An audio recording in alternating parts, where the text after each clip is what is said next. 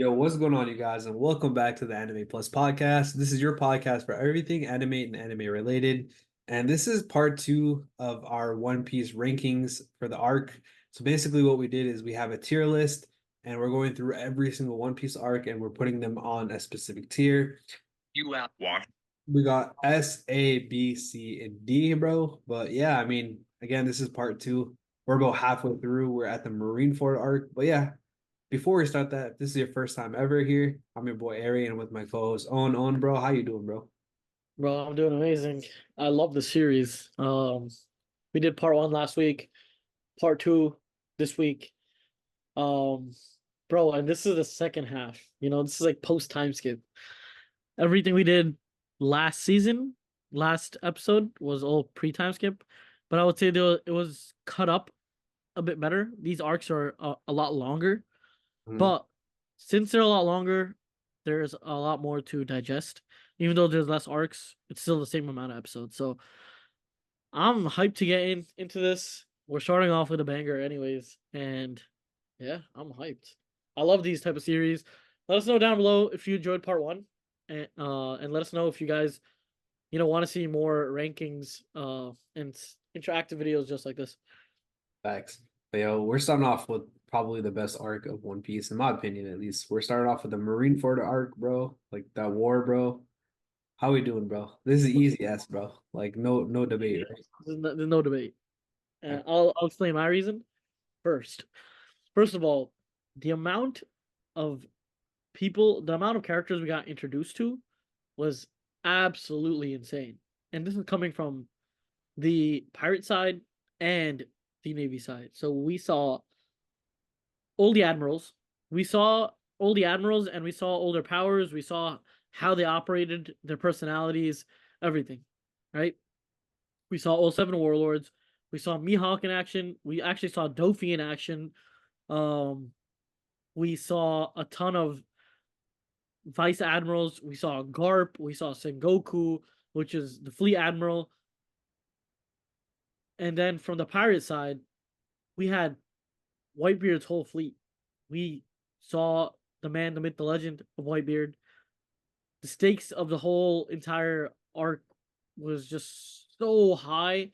We saw like Ace's death and Ace's execution was just it was such a key moment in the story because it connected to so many things and it connected to Luffy so well. Like it connected to Luffy because he's Luffy's brother and whatnot. And what I do want to say, and if you are not at the Marineford arc, if you're not caught up to One Piece, please just don't watch this episode because we're about to spoil the shit out of this whole series. So After talking about Ace of Death. yeah, like my boy Ace dies, my boy Whitebeard dies. Two important ass characters die.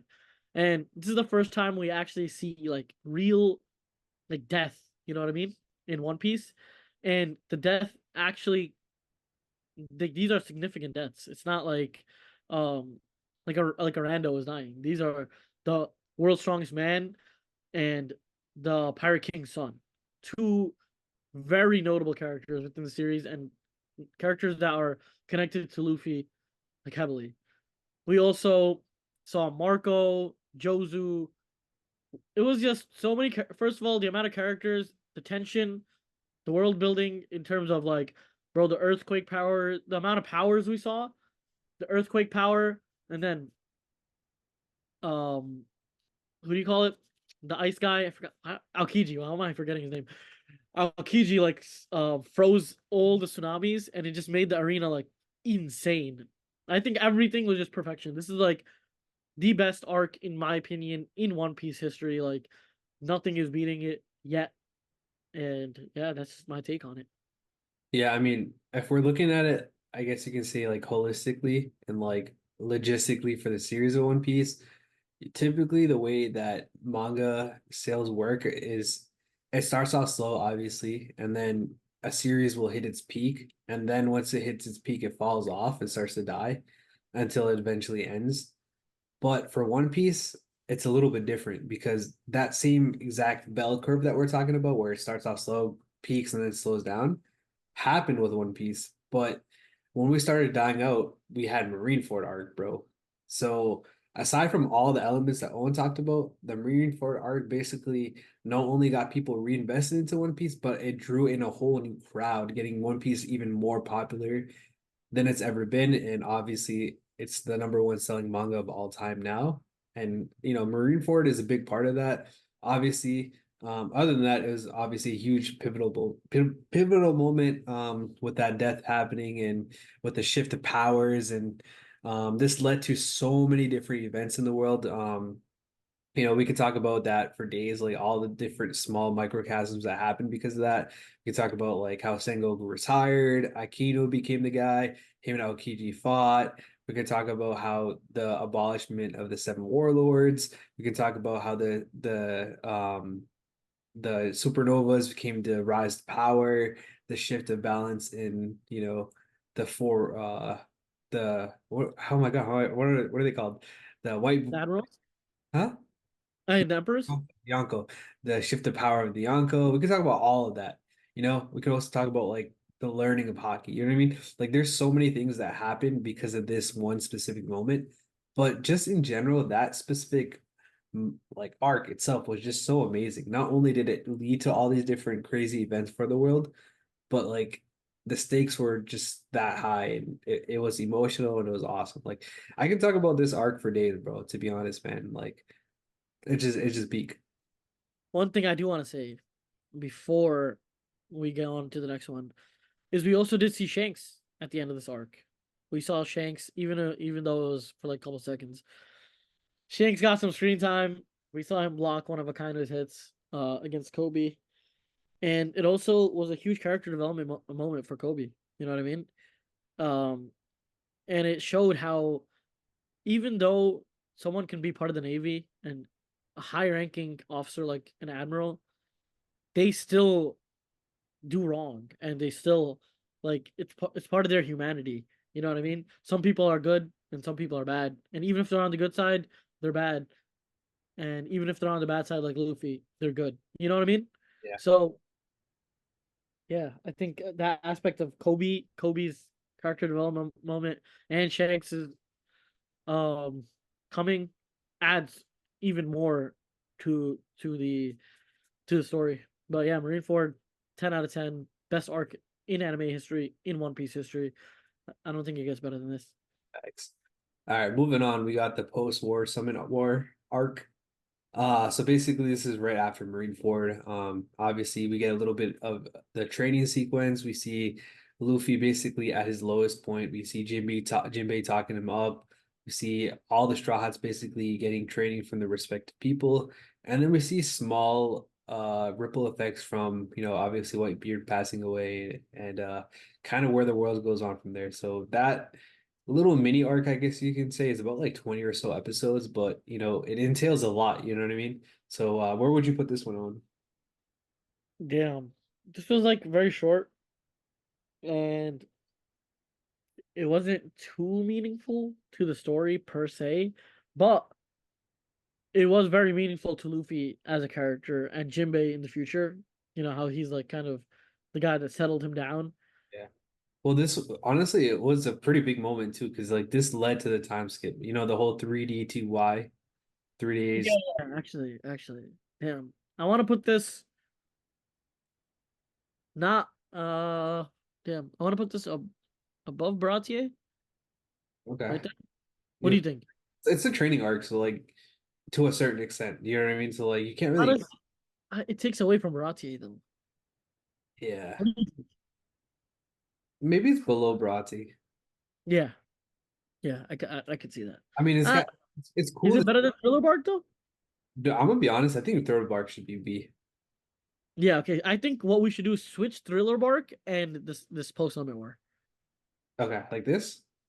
No, like post summit goes to C and Thriller Bark goes to B. Gotcha. All right, so Yeah, we're putting Thriller Bark. It's been promoted to B, and this post-war Summit War is going to C. The top yeah, is.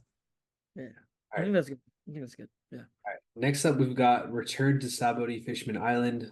It's only about 5 or 6 episodes, and this part was basically about the whole crew reconnecting after being split up after so long, and then we also got like the fake One Piece pirates. But it was also kind of cool to see all of them back in action.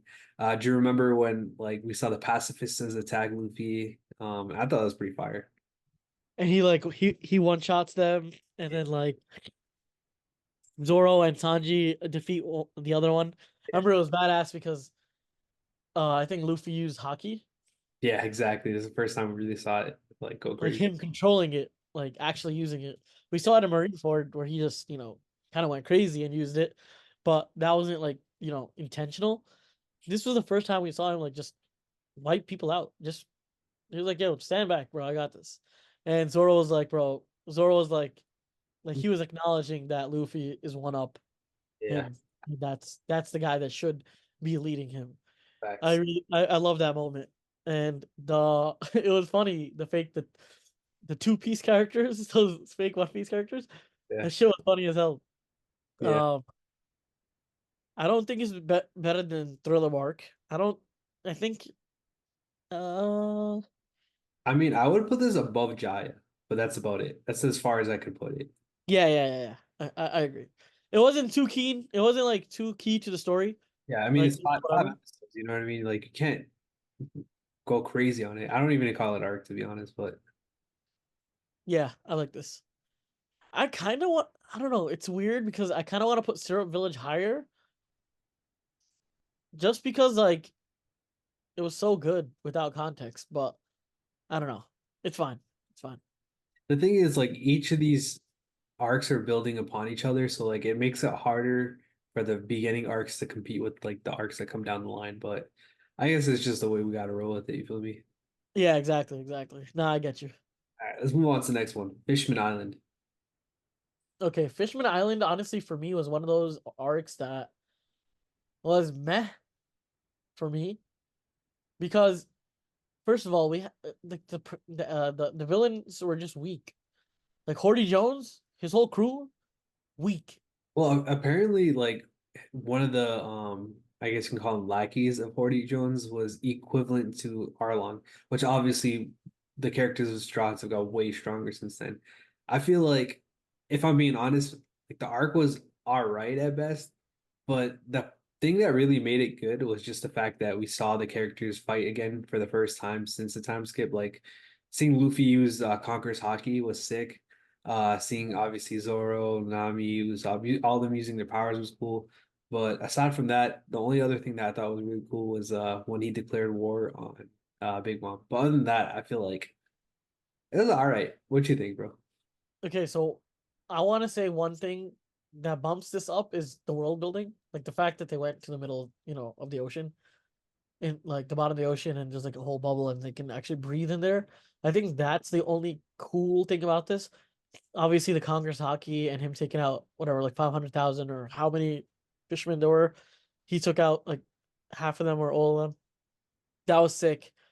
I just think that like, bro, if you're versing a fishman in water, Zoro is clapping these guys in water while they're on like roids. So like the fact that they had to use roids, Mhm. that also takes away from the villains. Like they were so weak that they had to take roids, and they were in home advantage inside the water.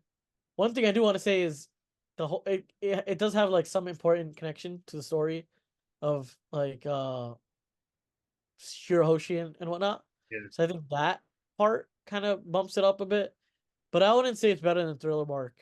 I wouldn't say I would say it's not better than Thriller Bark. I don't even think it's better than Drum Island. I really like Drum Island I would actually. put this below Water 7. Yeah, I think so too. Okay. All right, let's move on to the next one. Punk Hazard, bro. All right. Punk Introduction Hazard.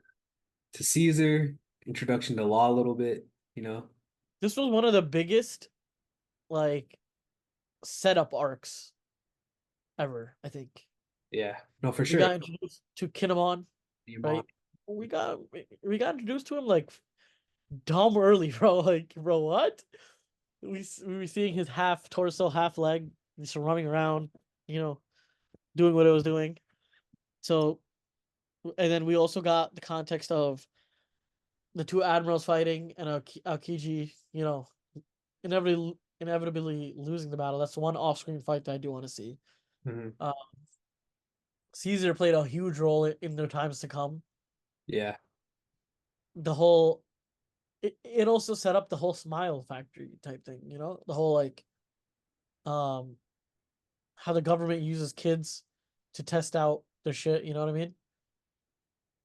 In terms of the fights, I don't think it was crazy at all. There was no villains, really. Caesar was easily killed, like easily caught. Virgo was sliced by Law. Yeah. Um, I would not put this above Thriller Bark. I would not put this. I put this above Logtown though. I think so.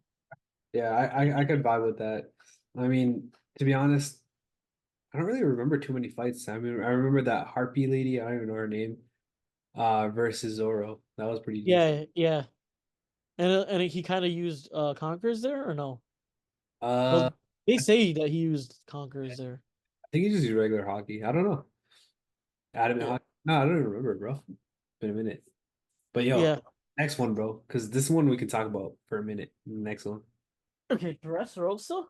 bro. Even though yes, I Listen. would say the one con about Dressrosa was the pacing, right? Yeah. Pacing fucking ass. We take that away. This is like two separate arcs in one. Two separate hype arcs in one. Firstly, let's talk about the first part of the arc, which is the Coliseum part. We got introduced to a bunch of new characters. And all these characters basically became Luffy's bitch at the end of the arc. So we got introduced to Cavendish, the guy, the pointy head guy, Oh yeah, Bartolomeo. Bartolomeo, who's actually like useful as fuck, bro. Yeah, There's they're that part of the all of story. Luffy's, Uh, what'd you say? all of Luffy's allies. Yeah, exactly. And then we also saw from Blackbeard's crew, we saw Jesus Burgess. He was trying to compete. So Yeah. it's not like It's a camera. comp it's not like the competition was lackluster, but Luffy was just on a different level. Like Luffy just he this is post time skip Luffy. My man is literally just on a different level. And then part of that first part, we also saw we also got introduced to Vivi, was it? What was her name? No, no, Rebecca. Rebecca. That was, yo, now that I think about it, Rebecca was wearing some skimpy ass shit. Yeah, yeah, this shit was kind of wild, bro. I ain't gonna lie. Bro, you're Uh, forgetting the biggest part though, bro. High key, man. no, no, I'm Okay, getting to it. I'm getting to it. because that's my boy right there, bro. Yeah, I know. The last part was the Bro, reunion of yo, huh? let me stop you, bro. Bro, Mhm. you're edging me, bro. Not playing. Bro, so the last part was Sabo finally reuniting with Luffy after what, 10 years, 20, like literally 15 years probably. And Luffy didn't even recognize him in the beginning. And then we got that iconic meme face of Luffy like just in shock with the golden helmet on. And what was sick about everything was we saw Sabo fight after that. We saw him win the Mera no Mi. We saw him take Ace's fruit. It was just such a good like conclusion to Ace that he lived on through Sabo. Mhm. I love that part. Yeah, no, I mean that's the first half of Dressrosa, and that shit's enough to be honestly. That alone might be an A tier. You know what I mean, or at least a B tier. But Yeah, yeah, I agree. Okay, next part. Do you wanna add anything to this first part? I mean, just the fact that we saw Sabo for me, because that was one of my favorite characters. That literally gave me enough to, put this arc way up there, bro. But the second part, bro, the conclusion, man, elite, bro. I'll let you go ahead and take over. Before we get into the conclusion, I want to talk about kind of the middle part. Where we have well, this is yeah, you could connect to the end, but we have this whole everyone's a toy. We have this whole system where the Don Quixote family controls everything. Um they control people. They control whether the person becomes a human or if the person, becomes a toy, and nobody has recollection of this person once they become a toy. And it was crazy because he kind of dethroned the first king in a very like disrespectful, like um they put him down basically. You know what I mean? Mhm. And we were introduced to Rebecca's father, uh the previous king, or the what was he? He was a gladiator, right? Actually, I don't remember. It's I think he crazy. was I think he was the gladiator. Like an undefeated gladiator, but basically um we got backstory of Rebecca's dad, and Rebecca didn't even know that the toy soldier was his dad. That was insane. We also got introduced to a new species, a race of characters, the Tantanas. How do you On forgot how to top, say it. I don't know. But those little insect human things. That's another. They played a huge role in overthrowing the Smile Factories, and then also I want to add the fact that everybody got a bounty, like their own singular bounties by the Don Quixote family. Yeah, And my boy God Usopp had the 5-star ranking. bro. God Usopp was crazy, bro. Like, not to mention, like, we saw his hockey develop a little bit, bro. Like, ah, man, there's so many good things from this arc. The fact that it was over 100 episodes long, I don't know if you could say it dragged a little bit, but like other than that, like bro, there was so much going on in these episodes, and it was just straight peak, bro. Because everything was worth it at the end, bro. I don't know if you want to take over at the ending, bro, but like, goddamn, I want to talk about the fights, bro. The fights were just insane. yeah. So the first fight I'll talk about is Pika and Zoro. That shit was so funny. And this was the first time Zoro has defeated such a like big mass character. You know what I mean? It's Mhm. usually a sword versus sword, not like power versus sword kind of for Zoro. And this is the first time he cut iron. Or what was that like material? I don't know. I don't know. I don't know if it was the first time he cut it, but he cut straight through Pika. I remember he got launched by that one dude that throws the punch, I think. The king punch that could take down an emperor. Was it him? I don't know, but he got launched, I remember. And he sliced right through Pika. Pika has such a funny voice, and it was such a funny fight, but it was also serious because Pika was basically an unkillable person because of the amount of sheer mass he can control with his power. Like he could control every single building in Dressrosa. The way everything moves, the way the floor is, he controls everything. And Zoro just was like, "Fuck you," and he just did what he had to do. Secondly, we got introduced. I want to preface this before uh Luffy's fight. We got introduced to an admiral, bro. We got introduced to Fujitora. All right. And this was the first time we saw a new admiral besides the three admirals. And this was due to obviously Aokiji, leaving the admirals, and also what do you call it? Him becoming Akainu becoming the fleet the fleet admiral. I love Fujitora's power. I love Fujitora as a character, and the fact that he can see what's good and bad. He saw Luffy as a good person, even though Luffy's a pirate. And I don't know, it was just insane. Even till the end, Fujitora kind of let him go. You know what I mean? Kind of let the Straw Hats go, and it was all part of the fleet. But the main thing I want to talk about in this arc, and I think this was one of the craziest things that ever happened, was the whole birdcage. You know, everyone was gonna die, and all like the first part of this arc built up so much, like introduced so many characters that became allies that helped within this birdcage situation.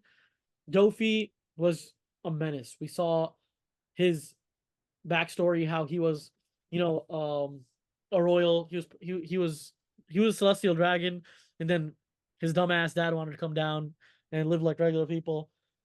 We get the backstory of him, killing his father, him having Conqueror's hockey.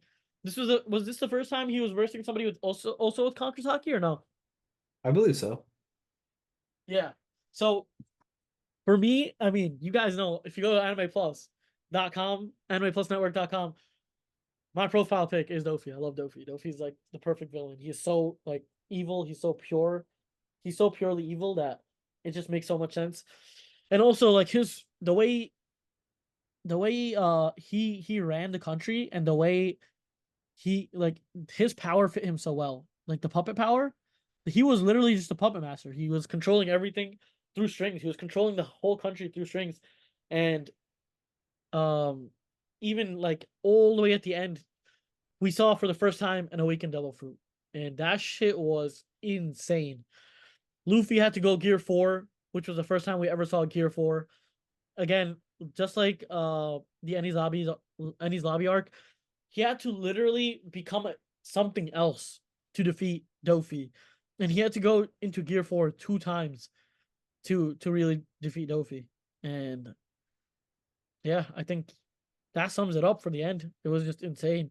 There was a whole like battle to so the civilians and the allies were battling against the birdcage while Luffy was battling Dofi, and the time was crunching so much that if Luffy didn't defeat Dofi at that exact like point, everyone on the island was dead. Yeah.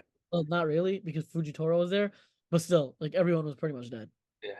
To be honest, bro, we also forgot about Gear 5, bro. That was a huge thing too. Gear 5, you mean Gear 4? Sorry, Gear 4, my fault. My fault. Yeah, Gear 4. yeah. Him But having to go into a different mode was insane. Yeah, you were saying? I was gonna say, like, all right, where are we putting this at? This is S, bro. This S? is Any ah or below? I'm gonna put it below. That's my opinion, just because of A. he's Oh, yeah, yeah, below. still an S tier, just below Eddie's Lobby because of the pacing. Yeah, yeah, I agree. Okay, let's move on to the next one. Zoe. So this is So the first time we meet the Minks. We you want to also go? Yeah, you start this one off. okay. So first time we meet the Minks, we also learn about how they're potentially hiding warriors from Wano, but they're capping their asses off. You know what I mean? So there's that whole part. Bro, that was insane. The fact that these guys went through so much to cover up Rizo. I, as the viewer, dead ass thought that Rizo wasn't even there.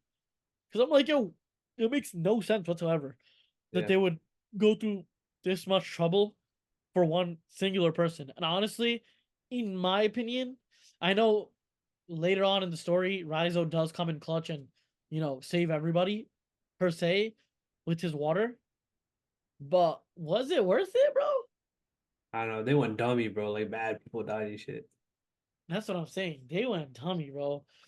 And I think they lost a leg too, right? Cat and the other guy, the dog, they Yeah. lost a leg and an arm. Like, bro, it honestly was not worth it. But this is a decent arc. It wasn't too long.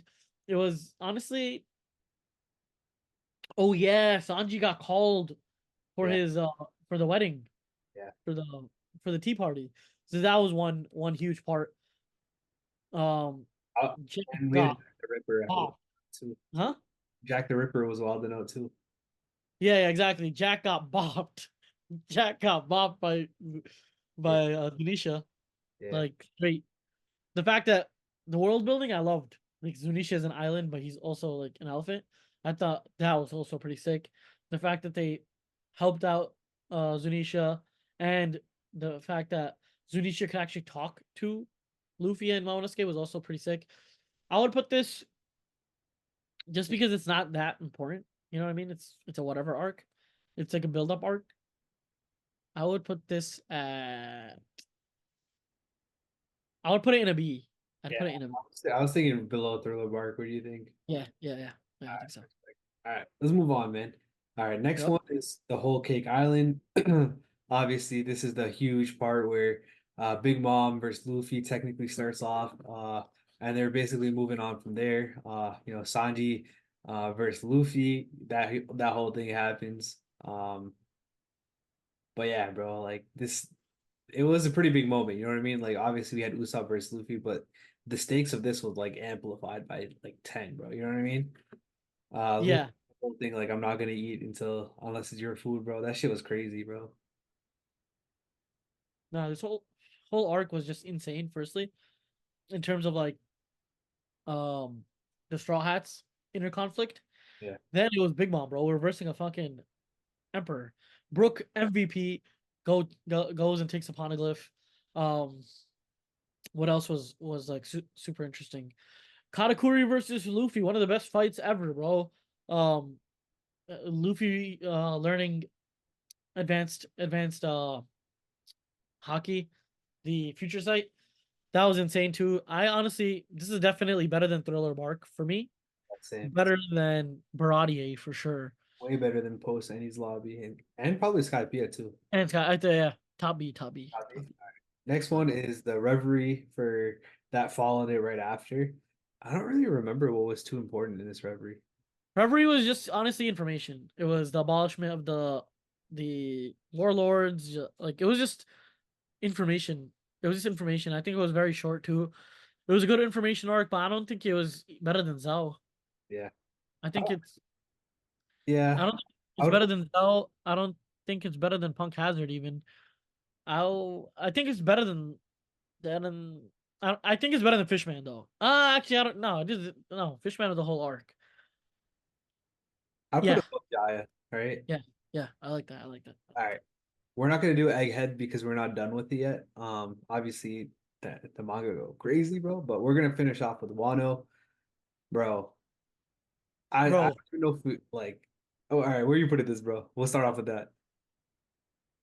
if it's disrespectful not to put this shit in S, I'm gonna have to take off the Dressrosa. Right here. Like I have to put. We said we're gonna put three, so I want to put Dressrosa as the top of A. I don't want to put Wano as two Okay. because we had Gear 5, we had him actually becoming a fucking emperor, we had Zoro conquers hockey, we had Luffy beating Kaido, him going Gear 5, Gear 5, that whole thing was so hype. We had this was the end of Kinemon from Punk Hazard to to Yeah. Wano. It was one, it was all set up for this one last big enemy. Smile got destroyed. We got the backstory of Odin and how demonic he was. Um The animation was insane. The animation went insane. We had Zoro versus King, which honestly for me is such a good fight. It's like, bro, I love that more than the Gear 5 like showcase. Not gonna lie. We had Sanji versus Queen, which was also huge. Everyone did their part.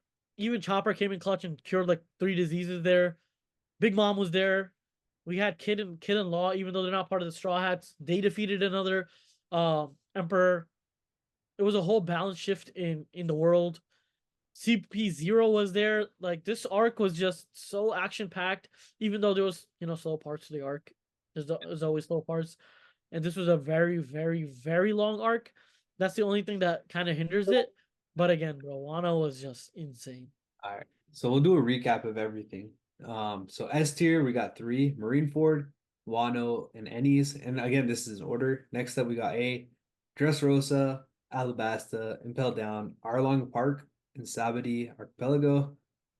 B tier, we got Whole Cake Island, Skypiea, Post Ennies Lobby, Baratier, Thriller Bark, Zoe. C, we got Post War Summit War, Punk Hazard, Logtown, Drum Island, Water 7, Fishman Island, Return to Sabady, Fishman Island, The Reverie after Whole Cake Island, Jaya, Syrup Village, Romance Dawn, The Straw Hat Separation, Amazon Lily, and then D tier we got Long Ring, Long Land, Whiskey Peak, Orange Town, Reverse Mountain, Little Garden, Buggy's Crew Adventure Chronicles, and then Diary of Kobe and Meppo.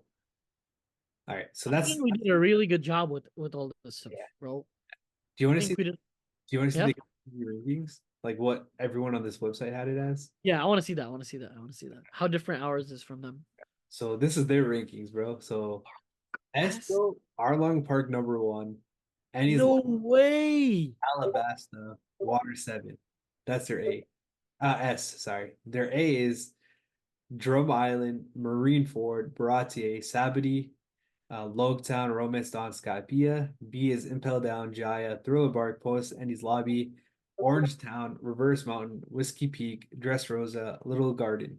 C is Syrup Village, Amazon Lily, Post-War, Whole Cake Island, and Wano in C. Damn. And then Wano in C? I yeah, think they're taking pacing into account. I don't think we took pacing too much into account. yeah, I don't think How Long Park is the best arc is that makes no sense, bro. yeah. Realistically, Marineford being B is wild to me. And his lobby has an S uh, elite. Alabasta, I justify that. That's fine. But how are you putting Water 7 and Ennie's lobby in the same thing? That makes no sense. Because Water 7 was just the build up for Ennie's lobby. Water 7 as S makes no sense to me. Um Drum Island, I get why people love that, but I still don't think it's an A. Or like that high. I don't think it's above Marineford, bro. Baratier, people love the nostalgic stuff, is what I'm looking at. Like Baratier, Arlong Park, Romance Dawn is at A. That's insane. Tell me how Little Garden is higher than fucking Wano and Whole Cake. I don't know, bro. This is just the average, bro. You feel me? Yeah, I don't know. I need It's a some. decent. It's decent in terms of like I get some of them, but some of them are just whack. Like some of them just don't make sense whatsoever. All right, man. I feel like this is gonna be it. What we'll do is I'll leave a link in the description, and then I'll share ours on our Discord. I'll put a link in the description so you guys can do it, and then you guys can see ours as well. But other than that, that's gonna be it for this episode, and we'll catch you guys later. Peace. Peace.